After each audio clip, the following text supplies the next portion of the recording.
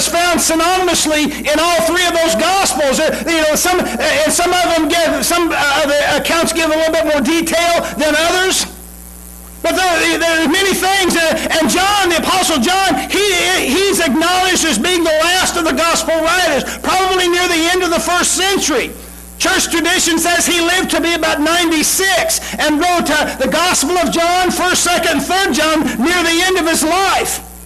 And he had a very specific reason for writing his Gospel. But understand, this particular story is found in all four Gospel accounts.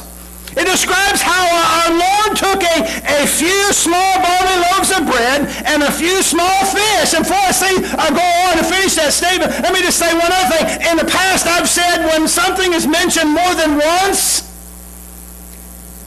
what's that mean? It means the Lord considers that important, right? So if this account is mentioned 4 times, 4 different Gospels, that should tell us it's very important. Very important. It's very important. This chapter is recorded and described a few small fish, a few small barley loaves of bread and a few small fish, and with these fed 5,000 men. Church, understand, that's not including women and children that were there. He may have been feeding upwards of 10,000, 15,000 people. Okay?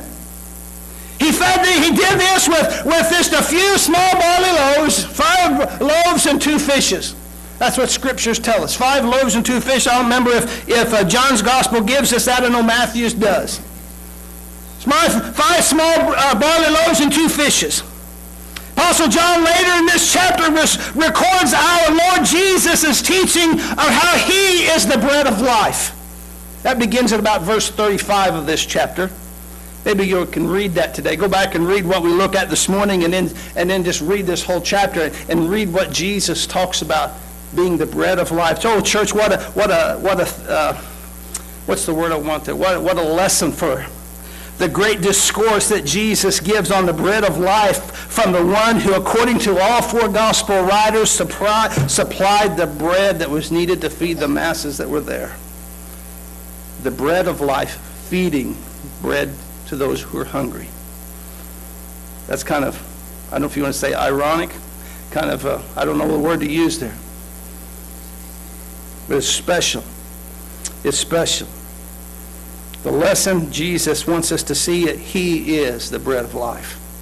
Let's get back now to the miracle that we're going to look at here. Get back to the miracle we're going to look at. Understand that there are 3 people mentioned specifically in connection with this miracle. There are 3 people mentioned specifically. You have the Apostle Philip, you have the Apostle Andrew, and you have an account. We don't think of this 3rd one, but you have the boy who gave the bread and the fish.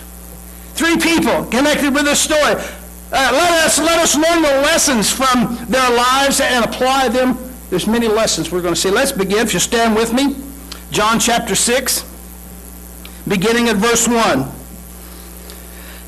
After these things, Jesus went over the Sea of Galilee, which is the Sea of Tiberias, and then a great multitude followed him because they saw his signs which he performed on those who were diseased. And Jesus went up onto the mountain, and there he sat with his disciples. After the Passover, a feast of the Jews was near. I should say, now the Passover, a feast of the Jews was near.